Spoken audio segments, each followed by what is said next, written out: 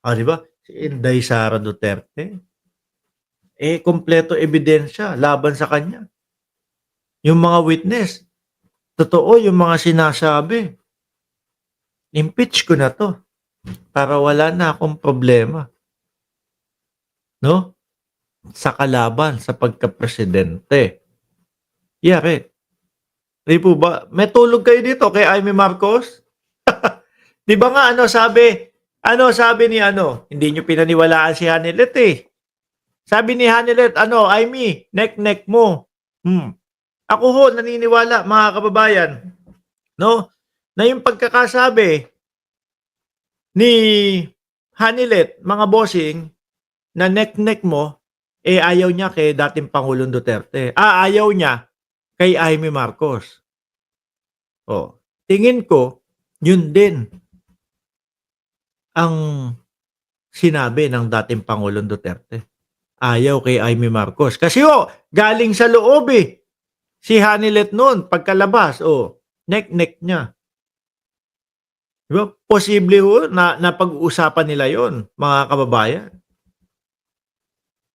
Di po ba? Nako, maganda na ng ambulansya pag nag-start na ang hearing. Baka maghimatay-himatayan iyan si Sara. Magdrama iyan. Sabi ni Bridget Senda. Pag ginawa ng mga senador na i-acquit si Inday, hindi sila para sa bayan. Para sa isang tao lang sila. Yun nga po, kaya isusulong natin mga bossing yung sinasabi ko. No? Yung sinasabi ho natin mga kababayan na dapat bawat isang senador na boboto, acquit man o hindi acquit, no? Acquit man o tawag dito? Acquit man or guilty si Inday Sara Duterte, kailangan may paliwanag. Para hindi naman po tayo lugi, mga kababayan. At least alam natin ang dahilan nila kung bakit nila hindi in-impeach si Inday Sara Duterte. Dahil nakikita ko ho, mga kababayan, madami doon sa mga kagaya na lang ni Robin Padilla, Bongo, Bato. Si Bato, di ba? Hindi pa nag-uumpisa ang impeachment pero pinapangalandakan na nila. Haharangin namin ang impeachment. Hindi pa nila nakikita o hindi pa pinipresenta sa kanila yung mga dokumento, yung mga resibo, etc. Haharangin na agad. Yung ebidensya wala pa, parating pa lang sa kanila, haharangin na agad. Di po ba? Dapat nga ho, yung mga ganyan, alam mo, na bias na sila. Dapat yung mga ganyan, inhibit ho, eh. Hindi, totoo, di ba, mga kababayan? Para hindi naman lugi ang taong bayan. Kasi, nararamdaman natin na meron, kagaya nila Robin Padilla, boboto lang yan na, wag ma-impeach si Inday kasi kaibigan namin yan. Hindi po naalaman kung ninakaw ba, nagnakaw ba, or nagamit talaga ng maayos yung pondo ng bayan. Di ba? Ngayon, mga bossing, eto. Pagkatapos ni Senadora Amy Marcos, eto, breaking news ho ito, mga bossing. No?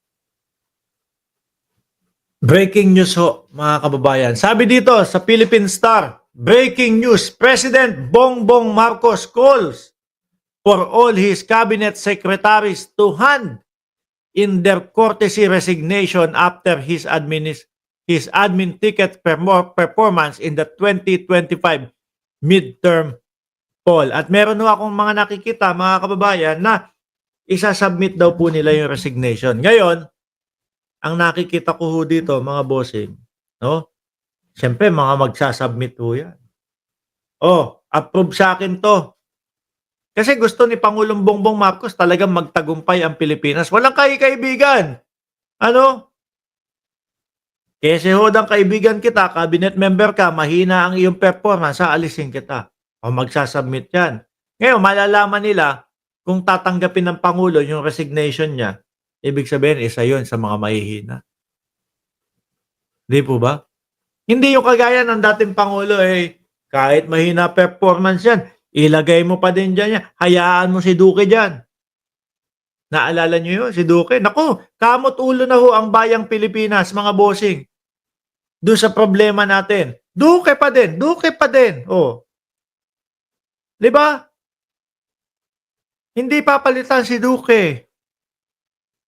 Eto ho, mahina performance natin, kailangan palitan. Mag-resign kayo kung sino tanggapin ko.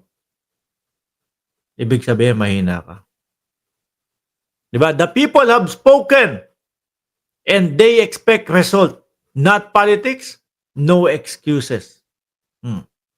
The midterm polls are seen as a referendum on how people perceive an admin performance, with only a dismal of 6 out of 11 senators bet winning. Marcos want a performance review. We cannot afford to be complacent, no? The time for comfort zone is over.